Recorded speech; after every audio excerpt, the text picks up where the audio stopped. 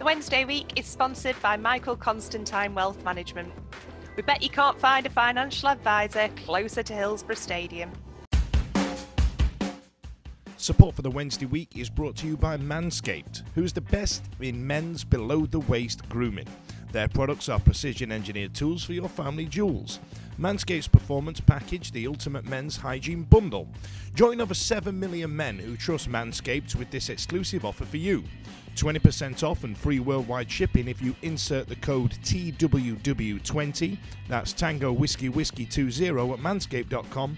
If my maths are correct, that's about 14 million balls.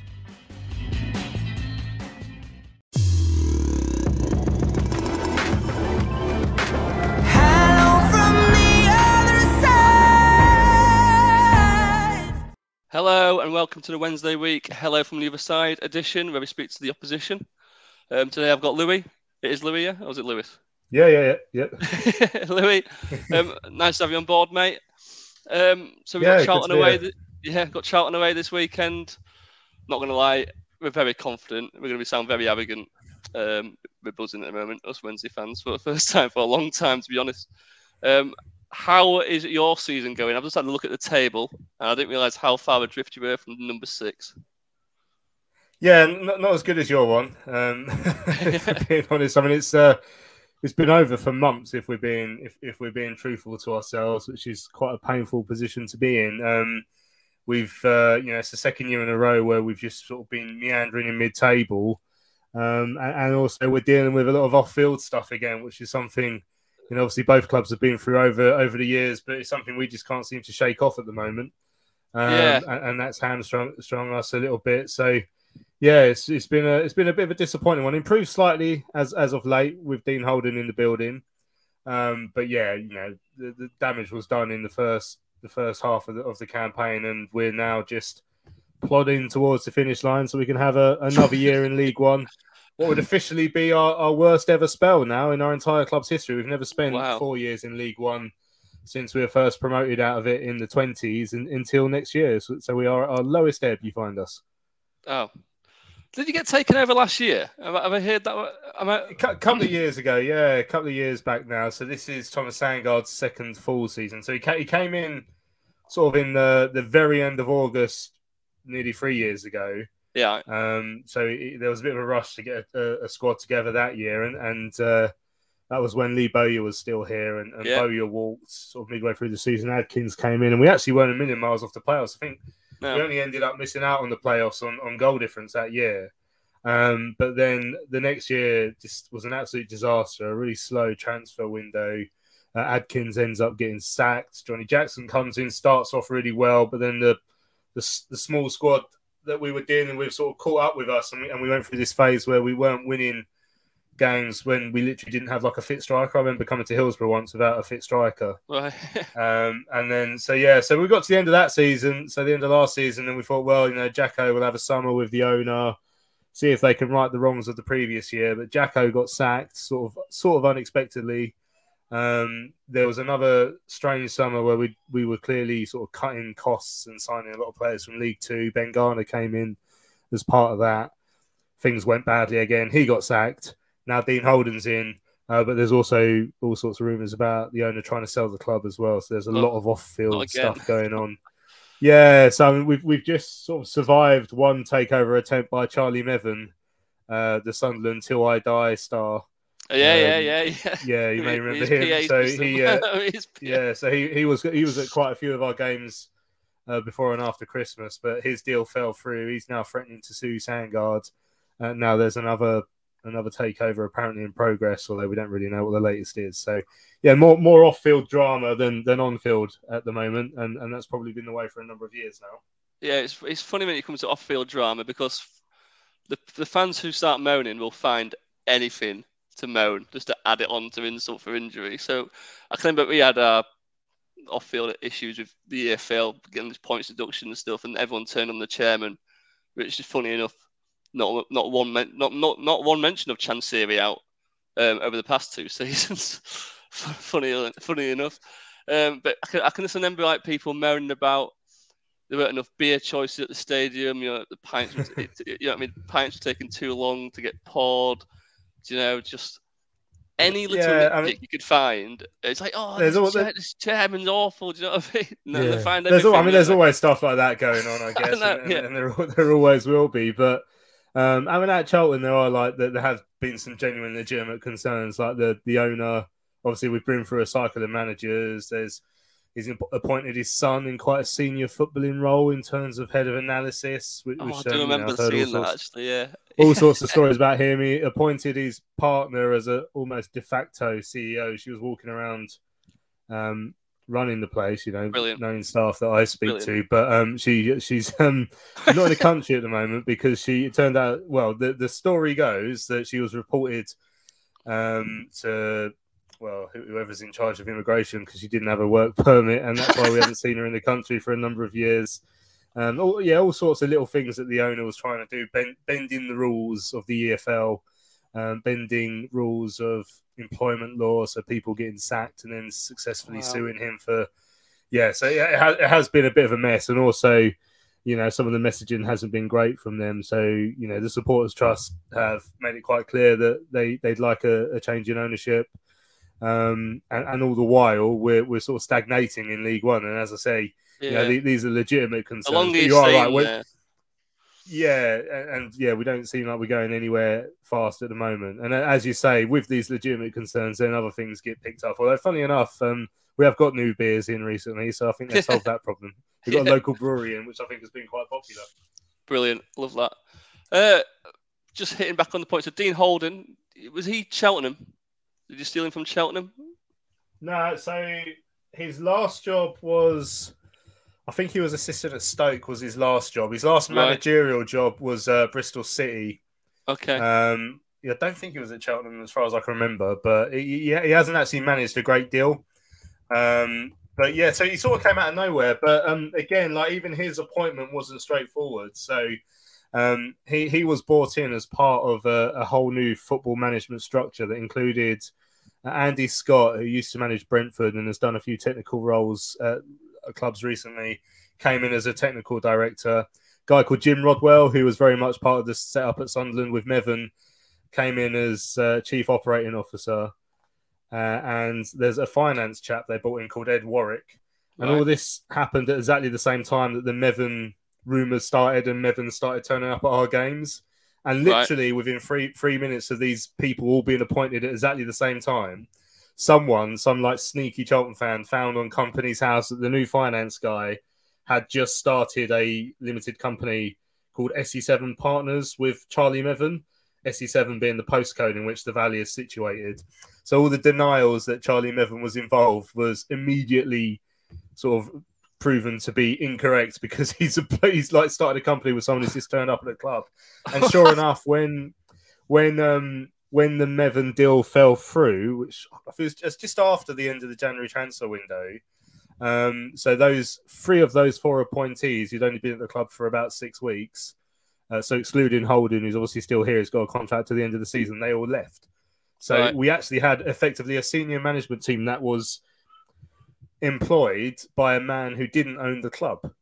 And you think you'd learn your lesson from that, wouldn't you? But now that Thomas Sandgaard has focused his attention on a different takeover, we've now got a new CEO, a guy called Peter Storey, who used to be the CEO at Portsmouth when they went into administration.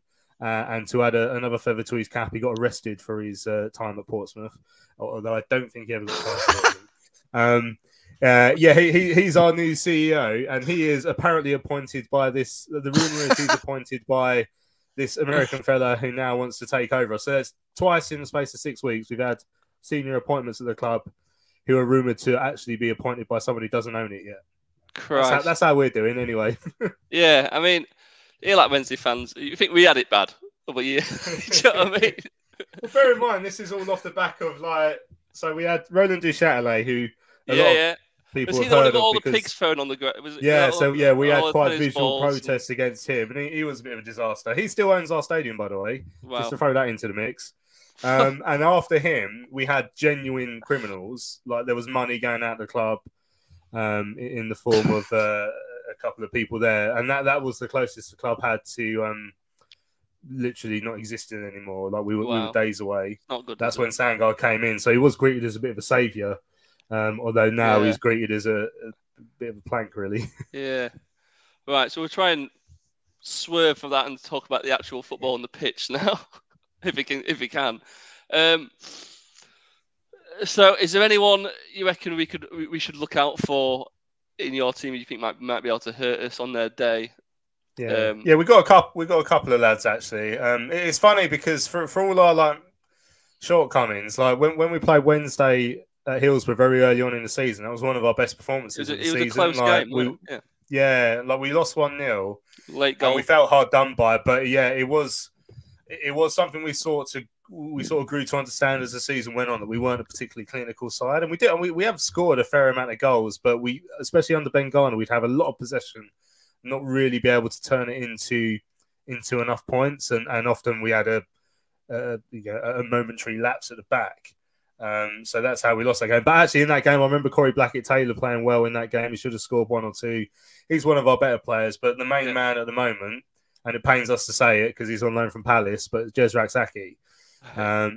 He's absolutely top goal scorer. Absolutely one of those Premier League loanees. The first day he landed, I remember him scoring within about 10 minutes against Plymouth on his debut, and everyone that day was like, wouldn't be shocked if Palace recalled him in January and sent him off to a Championship club, because I think he is good enough.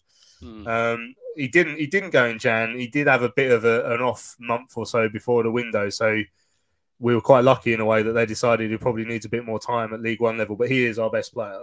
Right. He's quality. He's skillful on the ball, and he can score goals. He can miss chances as well, but he can score goals. And I think he will prove a real threat for Sheffield Wednesday. We do hold threats, but it will be an interesting game because more recently, so like I say, when we came to Hillsborough, I thought we played very well. But in the more recent weeks, when we've played sides in the top 6, Bolton being a big example, when they came to the Valley a few weeks ago, Derby on Saturday, who never got out of second gear. I mean, they're just clearly better than us. We are not.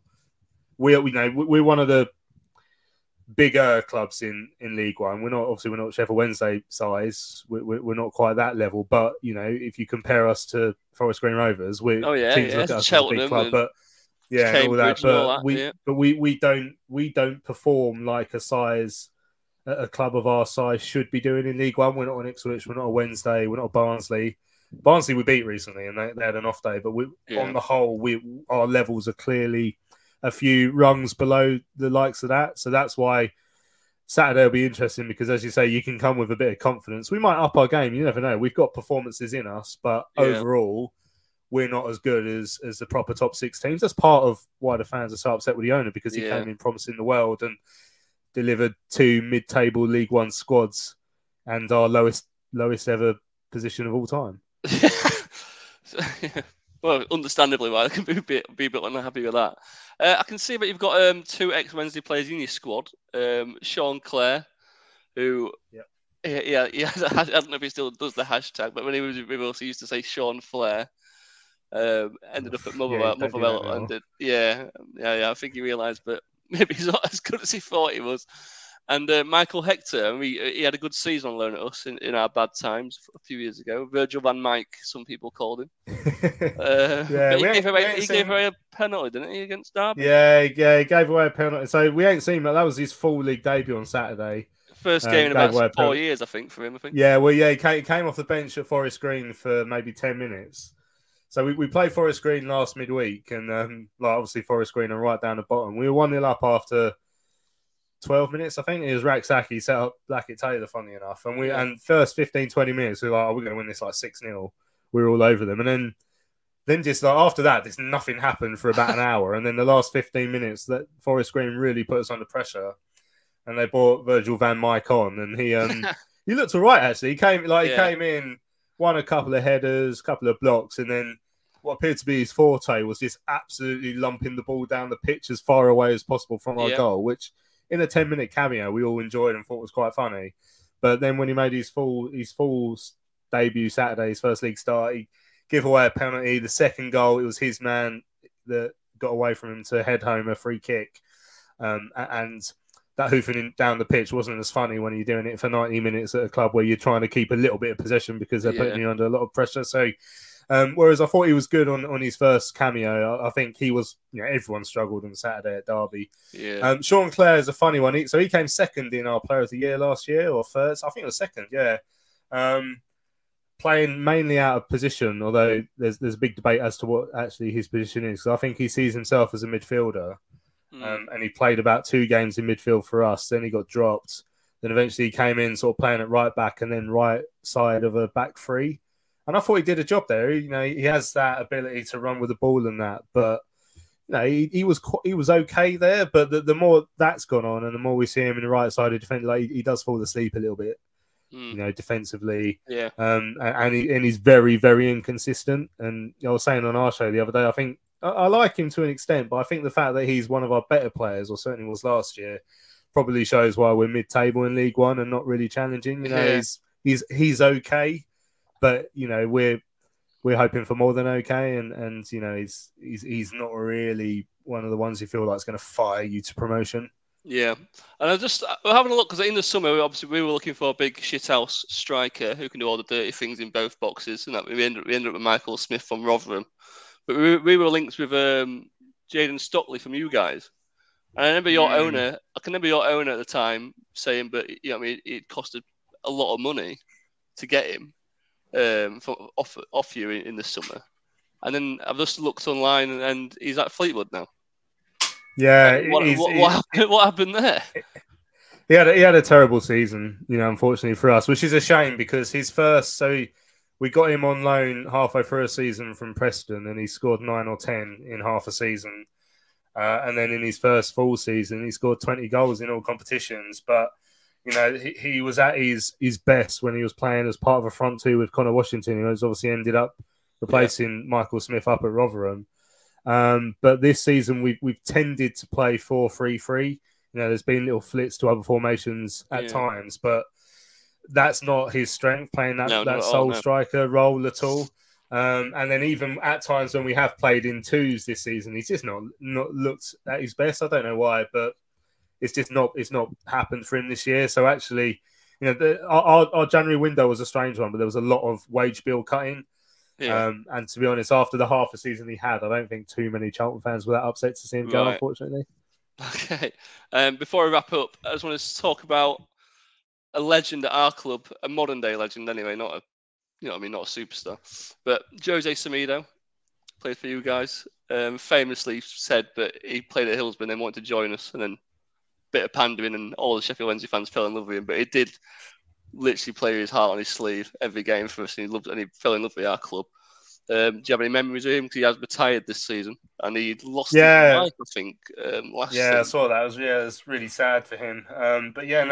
Fondly remembered at Charlton, actually. And, I remember going to a game where he played for us at Hillsborough, actually. I remember thinking he was really good. But he's one of those players where in the short term, we were a bad team when he played for us, which is a strange thing. And he was one of the better players.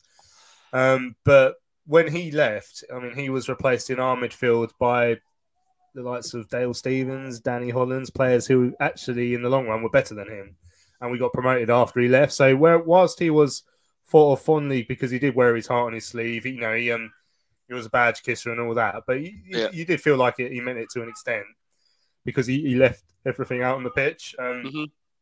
So he was fondly remembered. But I can't remember if you guys got promoted during his time there, but actually, we got to look back to the championship with him. So he never quite hit those heights for us. And I remember seeing he was in a midfield partnership with a chap we had called Thierry Racon, and again you sort of rated him at the time, but when he left and you got all these better players, and you thought, well, he gave his all, but actually perhaps he was limited to an extent. I remember him fondly, but it's probably because he was the best of a bad bunch at the time. Right. So then we'll end it there. So I just need a quick prediction. How do you think it's going to go on Saturday? Well, let's be positive and go for a 2-2 draw because we can score goals. We can score goals. Bit of entertainment. And we can also concede them though. So okay. I will not predict a defeat because that's not my style. No. And yeah, and just lastly, where can we find you if anyone wants to tune into the Charlton Athletic podcast? Like, we're Charlton Live. We've just started going out on YouTube using the same software you guys do as well, actually. But we're on at Charlton Live on Twitter. Same on YouTube now. We go out live on Thursday nights at 7 and then Sunday morning, sort of 10 in the morning to look back at the game as well. So yeah, feel free to find us on there. I'll be live tweeting the game on Saturday as well. So my Twitter handle is at Louis Mend. So basically my full name just without the EZ at the end. Yeah. As well. So yeah, I'll look forward to getting loads of Sheffield Wednesday followers now. I want to say I really enjoy it. I love lower league football because I didn't know anything what's going on at Charlton, and then I find that really informative. As a Man United fan, we know everything what's going on at their club, don't we? So I found that really interesting. So good chatting with you, mate. Anyway. Yeah, and you. Thanks for having me on, mate. You can. Bye. The Wednesday week is sponsored by Michael Constantine Wealth Management. We bet you can't find a financial advisor closer to Hillsborough Stadium. Support for the Wednesday week is brought to you by Manscaped, who is the best in men's below-the-waist grooming. Their products are precision-engineered tools for your family jewels. Manscaped's performance package, the ultimate men's hygiene bundle. Join over 7 million men who trust Manscaped with this exclusive offer for you. 20% off and free worldwide shipping if you insert the code TWW20. That's Tango Whiskey 20 at manscaped.com. If my maths are correct, that's about 14 million balls.